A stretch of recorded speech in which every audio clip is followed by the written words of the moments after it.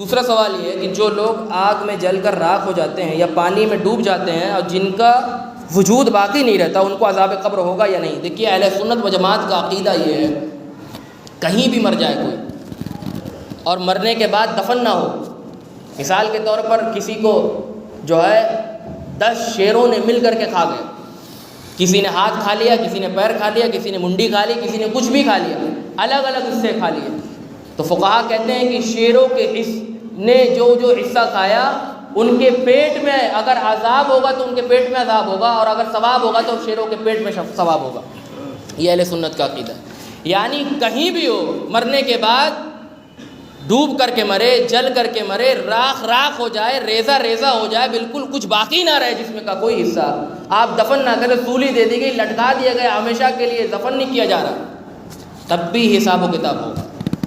اور مرنے کے بعد عذاب بھی ہوگا اگر گناہ کرتا تھا، اور ثواب بھی ہوگا اگر نیکیاں کرتا تھا۔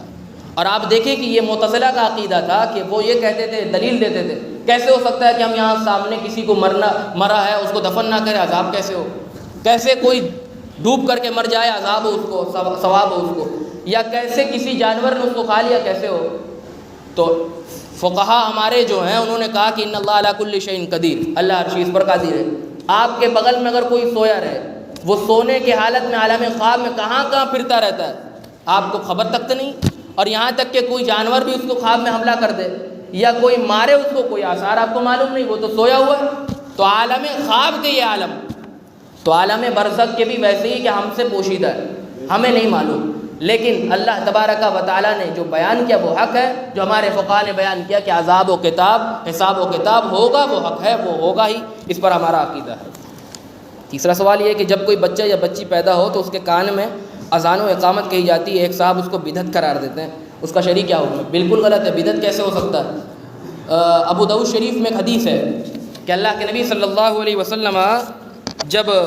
حضرت فاطمہ رضی اللہ تعالی عنہ کے گھر ولادت شریف ہوتی ہے، حضرت امام حسن کی ولادت ہوتی ہے، تو میرے آقا گھر میں تشریف لے گئے، اور جانے کے بعد فرمایا رائے تو رسول اللہ، حضرت عاصم بن عبداللہ کہتے ہیں کہ میں نے رسول اللہ کو دیکھا کہ فاطمہ کے گھر گئے اور جانے کے بعد امام حسن کو گود میں لیا، اذن فی اذن الحسن ابن علی، اور حسن ابن علی، امام حسن ابن علی کے کان شریف میں میرے آقا نے اذان کہی، اور اذان وہ بھی کہا بالصلاۃ، نماز والی اذان۔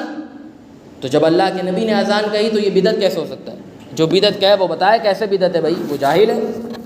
بدعت بالکل نہیں۔ اس کے علاوہ بہت ساری احادیث کی کتابوں میں یہ حدیث موجود ہے کہ جب بچہ پیدا ہو اس کے دائیں کان میں اذان کہی جائے، اس میں تعداد الگ الگ مقرر ہے، کہیں فقہاء نے 7 لکھا، کہیں 3 لکھا، کہیں اقامت کے بارے میں 4 لکھا، کہیں 2 لکھا، کہیں 1 لکھا، لیکن کہیں بھی یہ آپ کو نہیں ملے گا کہ جو اذان کہی ہے، اقامت کہتا ہے، ایک کان میں اذان دوسرے میں اقامت، وہ بدعت ہو، بالکل نہیں، بلکہ یہ اللہ کے نبی کی سنت ہے، امام حسن کے کان میں اللہ کے نبی صلی اللہ علیہ وسلم نے اذان کہی۔ آخری سوال ہے، چوتھا سوال، ہمارے یہاں اکثر خواتین اور مرد بھی مزار و درگاہوں پر حاضری دیتے ہیں اور قبر کے گرد چکر لگاتے ہیں، صاحب قبر سے منت مرادیں مانگتے ہیں، بالخصوص جن خواتین کو اولاد نہیں ہوتی وہ بزرگوں کی قبر پر جا کر ان سے اولاد کا مطالبہ کرتے ہیں، قرآن و سنت کی روشنی میں اس کی کیا حقیقت ہے؟ سوال یہ ہے کہ مزار و درگاہوں پر جانا کیسا؟ فقہاء نے لکھا کہ مزارات پر عورتوں کا جانا منع ہے۔ امام نے ایک حدیث لکھی اور اس کو کہا کہ یہ مسند احمد ابن حنبل میں حدیث ہے کہ اللہ کے نبی نے فرمایا لعن اللہ زائرۃ القبور، اللہ نے ان عورتوں پر لعنت فرمائی جو زیارت قبور کے لیے نکلتی ہیں، جو زیارت کے لیے نکلتی ہیں، مزارات کی ہو یا قبرستان کی ہو۔ تو عورتوں کو مزارات پر جانا منع، ناجائز۔ اس کے علاوہ مردوں کا جانا صحیح، بالکل درست ہے، اس میں کوئی رائے نہیں۔ اللہ کے نبی نے فرمایا کہ میں نے کنت نہیتکم، میں نے تمہیں پہلے منع کیا تھا کہ مزارات قبور کی زیارت نہ کرنا، لیکن اب میں حکم دیتا ہوں کہ قبروں کی زیارت کیا کرو، اس لیے کہ یہ آخرت کو یاد دلاتی، دنیا سے بے رغبت کرتی ہے۔ تو مزارات پر جانا درست ہے، عورتوں کو جانا منع ہے۔ اس کے علاوہ ایک اور سوال اس میں یہ تھا کہ منتیں مرادیں مانگنا، طواف کرنا، طواف کرنا ناجائز و حرام ہے۔ فقہاء نے لکھا ہے کہ طواف خاص ہے بیت اللہ کے لیے، اس کے علاوہ کہیں بھی طواف کرنا، مزارات کا ہو، کہیں گھر کا ہو، یا کسی پیڑ کا ہو، یا کوئی کسی چیز کا ہو، طواف کرنا حرام ہے۔ طواف سے مراد یہ جس طرح خانہ کعبہ کا طواف کیا جاتا ہے وہی طواف، ایسا نہیں کہ آپ 2 چکر 3 چکر کسی کام کے لیے کسی غرض کے لیے لگائیں کہ آپ کو نپائی کرنا ہے ناپنا ہے تو 2 چکر 3 چکر میں ناپیں گے، تو ایسا نہیں ہے کہ وہ حرام ہے، بلکہ وہ طواف جو خانہ کعبہ کا کیا جاتا ہے وہ طواف کسی اور چیز کا، مزارات کا ہو، پیڑ کا ہو، درخت کا ہو، کہیں کسی چیز کا ہو، وہ حرام ہے۔ اور رہی بات مرادیں مانگنا، منتیں مانگنا، یہ درست ہے۔ اصل مقصد یہ ہے کہ بزرگان دین سے توسل لیتے ہوئے ہم اپنی دعا کو قبولیت کے منزل پر لے جاتے ہیں، ان صاحب مزار کے وسیلہ دے کر کے اللہ کے حضور پیش کرتے ہیں، یا اللہ تیرے حضور ان بزرگوں کا وسیلہ ہم پیش کرتے ہیں جو بڑے عظمتوں کے حامل ہیں، ان کے وسیلے سے ہماری دعا قبول فرما، یہ مقصد ہوتا ہے۔ آخری سوال یہ ہے کہ اگر کسی نے اپنے دوست کو مذاق میں کافر یا ہندو کہہ دیا ہو تو اس کا کفارہ کیا؟ اس کا کفارہ یہ ہے کہ آپ توبہ کریں پہلے۔ کسی بھی مسلمان کو کافر کہہ دینا یا ہندو کہہ دینا یہ بہت بڑی جسارت ہے،